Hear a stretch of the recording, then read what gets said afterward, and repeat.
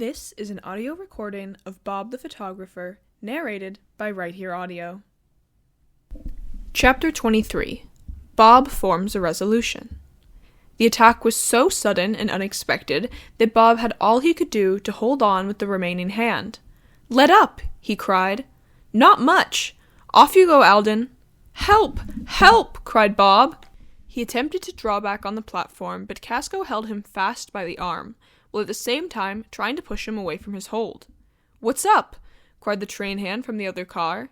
"Here he is, help me!" returned Bob. "I will." Casco's face fell when he heard that Bob had help close at hand. He made another effort to push the young photographer off and had almost succeeded when the train hand appeared. "By hooky!" cried the man. "Stop that, you villain!" Just then, Casco succeeded in making Bob let go his hold, but now the train hand caught the youth by the arm and drew him back in safety to the platform. "There you are! It was a narrow escape!" "Thank you!" gasped Bob. "Indeed it was!" "So he's safe in that car?" "Yes. Just wait till I call Jack and we'll bag him." "All right, but be careful." The train hand ran off over the cars, while Bob, pistol in hand, sat down to watch for any movement Casco might make. It was a novel situation, but it cannot be said that Bob enjoyed it. 5 minutes passed. Bob wondered how long the train hand expected to be gone. Every second seemed 10 to the young photographer. Suddenly, with a shriek of the whistle, the freight train slowed up and came very nearly to a stop. The train hand appeared, but, instead of helping Bob, began to put on brakes as fast as possible. "Better watch your man," he cried. "I've got to obey the whistle." Bob did watch, and almost instantly saw Casco spring from the open car into a patch of brushwood. The Scarface man tumbled over, but at once arose and ran off through the darkness. The young photographer's first impulse was to follow, but then he reasoned that the darkness was against him, and the district was one entirely unknown to him. "He's gone," he said to the train hand as the whistle came to loosen brakes again. "Skipped, did he?" "Yes. What neighborhood is this?" "We're just coming into Kentown. Here's the station." As the man spoke, they rolled into a long, narrow milk depot. Without waiting to see if the train would come to a stop, Bob called out a good night and sprang off. He met but 3 men at the depot, and all of these were so busy handling milk cans that they could spare no time to hear what he might have to say. Finally, the young photographer asked if there was a constable in town, and he was directed to one, Aaron Dimmler, who lived but a few rods from the depot. Bob had a hard time arousing Dimmler, but once aroused, the constable was eager to join the youth in a search for the Scarface man. "We had better walk up to the track to where he jumped off the freight," said the constable. "Then I'll be better able to judge of the direction he took." So the two half walked, half ran up the track until Bob called a halt. "Is this the spot?" asked the constable. "As near as I can judge it is," returned Bob. "There's a hat. Was that his?" "Yes." "Then you're right about the spot. Did he start off in that direction?" "I believe he did." "Then the place he would be likely to struck would be Raymond's Crossroad Hotel." "How far is that from here?" "Not over 5 minutes' walk. If he's reached that place, you might as well give up the hunt." "Why?" "You will never learn anything from Raymond. He is a bad one and has been in court 6 times. "I would like to know if Casco knows him?" mused Bob. "Even if he didn't, Raymond would befriend him. If he knew the sort of chap the man you are after was, he has sheltered more criminals than I can mention." "I am quite interested," said Bob. "Come on." But the constable held back. The fact of the matter was that Raymond was down on him, and had threatened to make matters warm if he found Dimmler around his hotel. "We can go in the morning," said the constable by way of excuse. "Casco may be gone by that time if he is there." "I have no papers to search Raymond's place. I don't want to get into trouble." "I believe you are afraid," cried Bob, somewhat angrily. "I will go alone." He turned on his heel at once. Dimmler's brow contracted. "Well, go on if you're so headstrong," he said, and as Bob passed out of hearing, he added, "He'll have a fine time if he riles Raymond up, see if he don't." The road was a perfect straight one, and Bob had but little difficulty in finding the Crossroad Hotel Dimmler had mentioned. On the way, the young photographer kept his eyes wide open for Casco, but saw nothing of the Scar-faced man. Arriving at Raymond's hotel, he found the place to consist of a long 2-story building with an addition in the rear running down to the edge of a brook.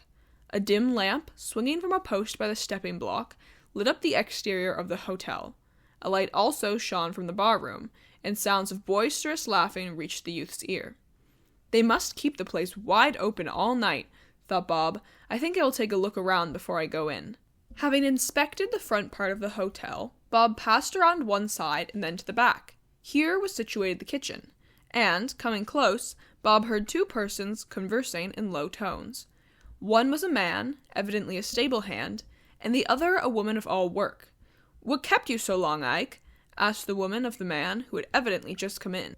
"The boss wanted me to look out for the billiard room for a while." "Why, where is Derek?" "Tendin' bar. He had to do it 'cause the boss had a visitor just now, and he had to show the feller a room." "A visitor? This time of night? Who was it? Any of the old ones?" "That fellow was here a couple of times last week. He came in a tremendous hurry, he did." "Say, there's something up between the boss and that feller," commented the woman, and she lit a hand lamp and moved towards a door. "What makes you think that, Sadie?" "'Cause he and the boss did a pile of whisperin' the other night, and when the boss does that, why—" and the woman finished with a low laugh. "Well, it ain't none of our affairs, Sadie." "That's so long as we get our wages. But come on, to bed." "I'm ready. This being up half the night makes me dead tired." The woman passed through the door, and after extinguishing the large lamp which hung from a bracket, the man followed her. Bob had listened with keen interest to the conversation between the pair. One thing was settled. Jim Casco was in the house. Now what was best to do? Bob knew of no officer whom he could summon save Dimmler, and after the way that individual had acted, the young photographer did not feel disposed to ask anything further at his hands.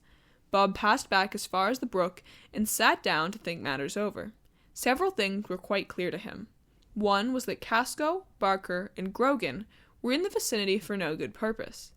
The second was that Casco was acquainted with Raymond, and that he had called there before. This would tend to the idea that Raymond's place was to be a sort of headquarters for the crowd of evildoers. "I'll shadow them and find out what they're up to," was Bob's resolve, and when Bob made a resolution he always stuck to it. Presently, as Bob sat thinking, he saw a light flash from one of the upper windows of the hotel. Then a curtain was drawn down, and for a second a profile stood out on the white surface. The profile was perfect. So perfect, in fact, that the young photographer had no difficulty in guessing its original. The profile was that of Casco. Chapter 24. Bob Sticks Up for a Friend. Bob jumped up and watched the profile eagerly. Then he saw it disappear as the light was moved to one side.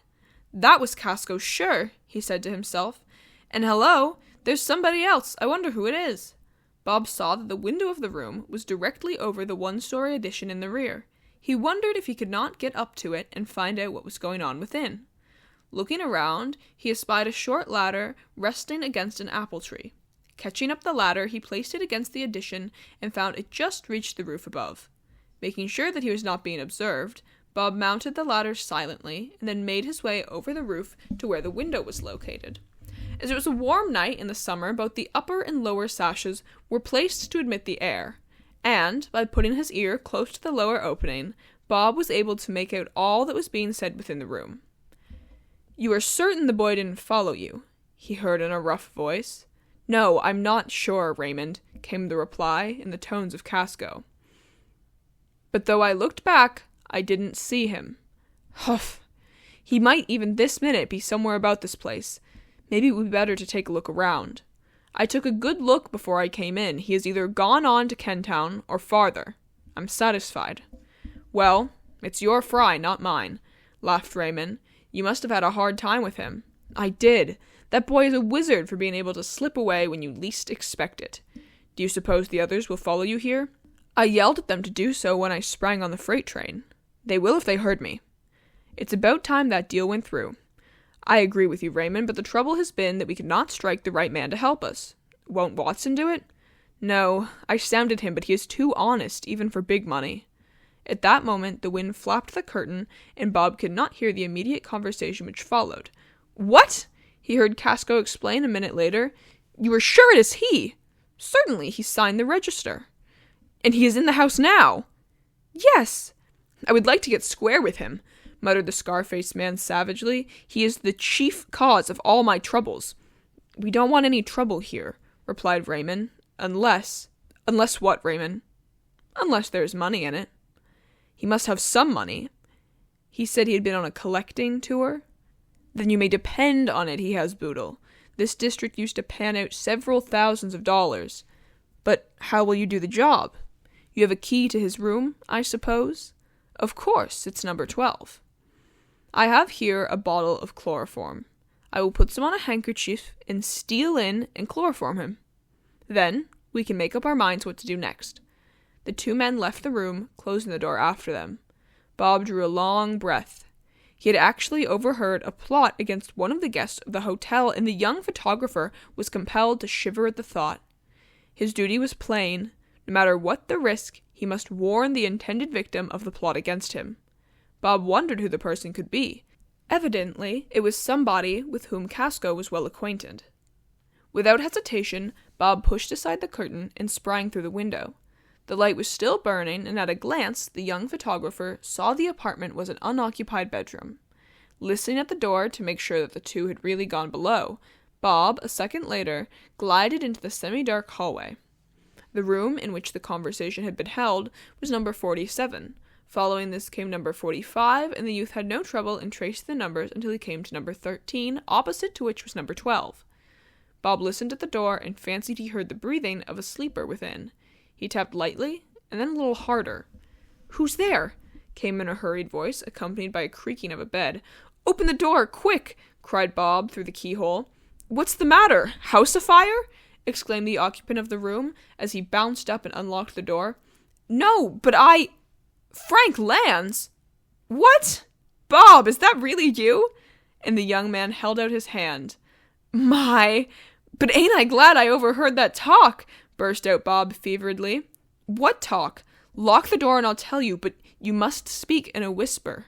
Frank locked the door and also bolted it. "Now, in the first place," began Bob, "have you a pistol?" "I have, but what under the canopy does it all mean?" "Casco is in this house." "By Jove, is that true?" "And he and Raymond, the proprietor, have just hatched out a plot to chloroform and rob you." "You are joking." "No, it's the truth. Raymond thinks you have money with you." "So I have. I've been collecting for the firm, and that roll under my pillow has $1,800 in it. They would do a good deal for it. You had better... Here they come now." Bob caught Frank by the arm, and both grew silent. Soft footsteps came up to the door, and then someone scraped in the lock. "I can't open it," came at length in the voice of Raymond. "I know a better way." "What is it?" "We can jump out on the roof of the extension and crawl through the window. Come on." The footsteps moved away. Frank walked to the bed and brought forth his pistol, which was lying beneath the roll of money. "If they come in here, I'll give them a warm reception," he said significantly.